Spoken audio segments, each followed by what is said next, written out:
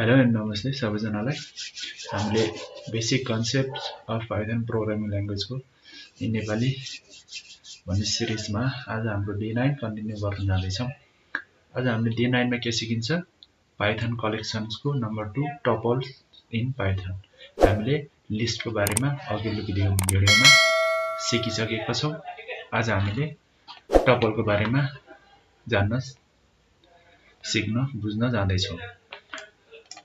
अब हाम्रो टपल भनेको के हो त? टपल भनेको हाम्रो कलेक्सन नै हो। Tuple is a collection which is order हुन्छ अनि अनचेन्जेबल हुन्छ। अनचेन्जेबल भनेको इम्युटेबल भनेको जब हामीले टपल क्रिएट गर्यो भने त्यसको इलिमेन्ट्सहरूलाई चेन्ज गर्न पनि मिल्दैन। In Python tuples is written with round bracket भनेको प्यारेन्थेसिसमा लेखिने भयो। यसमा मेथड पनि हुन्छ। काउन्टले के गर्छ? इलिमेन्ट्सको काउन्ट गर्ने काम गर्छ। इन्डेक्सले पोजिसन दिन्छ। अब हामीले कसरी टपल क्रिएट गर्नु त? त्यसको सिन्ट्याक्स हुन्छ। जस्तो यो भेरिएबल डिक्लेरेसन भयो, टपलको नाम, त्यसपछि यो राउन्ड ब्राकेट, त्यसभित्र के हुने भयो? आइटम हुने भयो। अब यसरी नै हामीले इक्जाम्पलमा मैले फ्रुट टपल भनेर एउटा यसरी टपल बनाएको छु।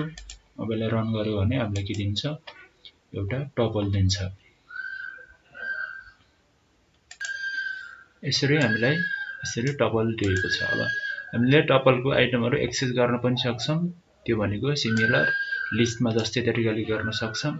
अब हामीले नेगेटिभ इन्डेक्स पनि दिन सक्छौँ। त्यो लिस्टमा जस्तै हो। तपाईहरुले लिस्टको भिडियो हेर्नु भएको छैन भने त्यो हेरेर बुझ्न सक्नुहुन्छ। अनि हामीले रेन्ज अफ इन्डेक्सेस पनि दिन सक्छौँ त्यो। अनि हामीले अब चेन्ज गर्न सक्छौँ कि सक्दैनौँ किनकि टपल भनेको इम्युटेबल अथवा अनचेन्जेबल हुन्छ।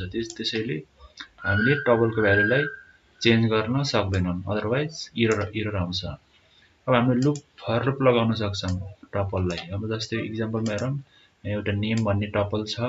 अब यसो फर आई इन भनेर हामीले फर लुप हामीले पहिलो भिडियोमा पढिसकेको छौँ।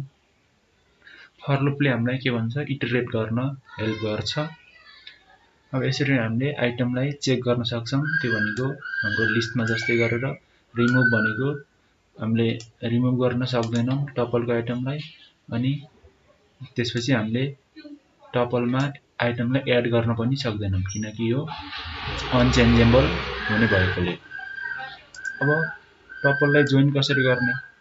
जोइन चाहिँ हामीले गर्न सक्छौँ। त्यसको लागि हामीले प्लस अपरेटर युज गर्न सक्छौँ। अब यसमा के छ? यो एउटा टपल भयो, यो अर्को टपल भयो। अब यसलाई प्लस गरिदियो भने के हुन्छ? जोइन हुन्छ। यसरी हामीलाई टपल जोइन गर्न सकिन्छ। अब लिस्ट कन्स्ट्रक्सन गरे जस्तै टपल पनि कन्स्ट्रक्सन गर्न सकिन्छ। त्यसको लागि के गर्ने? हामीले टपल भन्ने फंक्सन युज गरेर हामीले टपल कन्स्ट्रक्सन गर्न सक्छौँ। यसरी यसमा मैले बुक्स भन्ने टपल बनाएको छु।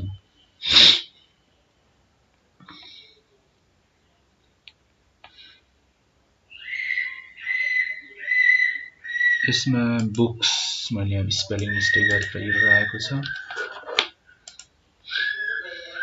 यसरी हामीले टपल कन्स्ट्रक्सन गर्न सक्छौँ। त्यसको लागि के गर्ने? यसमा जस्तै S is equal to tuple tuple, यो सिन्ट्याक्स भयो। यसमा के गर्ने?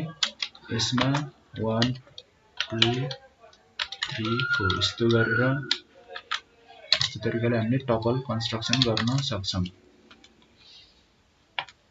यसरी यो भिडियोमा हामी यति गर्छौँ। अर्को नेक्स्ट भिडियोमा हामीले सेटको बारेमा पढ्नेछौँ।